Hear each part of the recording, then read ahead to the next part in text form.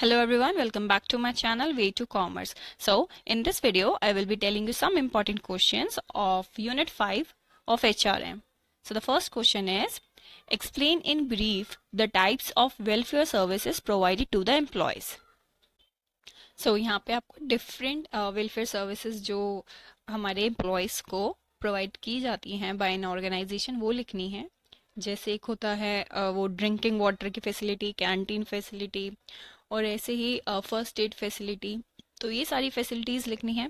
एक चीज़ और, यहाँ पे कभी कभी ऐसा होता है कि कुछ लीगल प्रोविजंस बताओ जो एम्प्लॉय वेलफेयर के लिए बनाए गए हैं बाय द गवर्नमेंट। तो आप कुछ एक्ट्स जो लॉज हमारे एम्प्लॉय वेलफेयर के लिए इंडिया में बने हैं, जैसे फैक्ट्री एक्ट है ना, फिर ऐसे एक और है पेमेंट ऑफ बोनस एक्ट। तो कुछ अराउंड 3 to 4 एक्ट्स याद करके चले जाना, बस उनके नाम। तो आप वो भी यहाँ पे लिख सकते हो कि there are some legal provisions also regarding this employ welfare. Then next question, what is workforce diversity? What are the advantages of diverse workforce?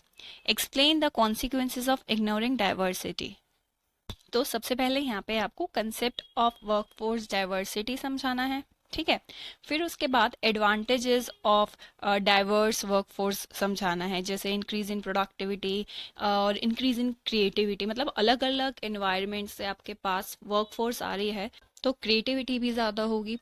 ऐसे ही इम्प्रूव्स द कंपनीज रेपुटेशन। फिर लैंग्वेज स्किल्स और कम्युनिटी रिलेशंस भी बढ़ते हैं, क्योंकि अलग अलग diverse background से आपके एम्प्लॉयज़ हैं तो उनका different different language, different different community से वो बिलोंग करेंगे, तो यस उसमें भी हमारा इन मतलब रिलेशन अच्छा होगा, ठीक है। तो ये आपके एडवांटेजेस हो गए। फिर उसके बाद आपको कॉन्सिक्वेंसेज लिखने की। अगर हम डाइवर्सिटी को इग्नोर करते हैं, मतलब एक ही साइड के लोग लेकर आते हैं सिर्फ, तो क्या हमें like what are the consequences उसके, मतलब उसके इफेक्ट्स क्या होंगे।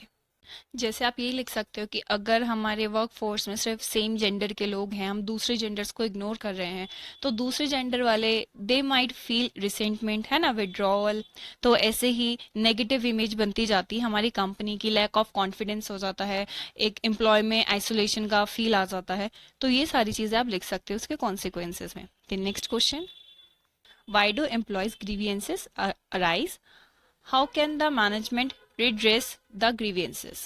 तो सबसे पहले यहाँ पे ग्रीवियंसेस क्या होते हैं वो समझाना। फिर उसके बाद कॉजेज ऑफ ग्रीवियंसेस, जैसे कि एक हो सकता है वर्क एनवायरनमेंट, या फिर सुपरविजन में प्रॉब्लम आ रही है, या फिर हमारा ऑर्गेनाइजेशनल चेंज की वजह से किसी को प्रॉब्लम हो सकता है, या फिर एम्प्लॉय रिलेशंस की वजह से। तो डिफरेंट डिफरेंट जो कॉजेज हैं ऑफ एम्प्लॉय ग्रीवियंसेस वो लिखना। देन उसके बाद मैनेजमेंट उसको कैसे रिड्रेस करती है, मतलब कि कैसे हैंडल किए जाते हैं ये सारे ग्रीवियंसेस।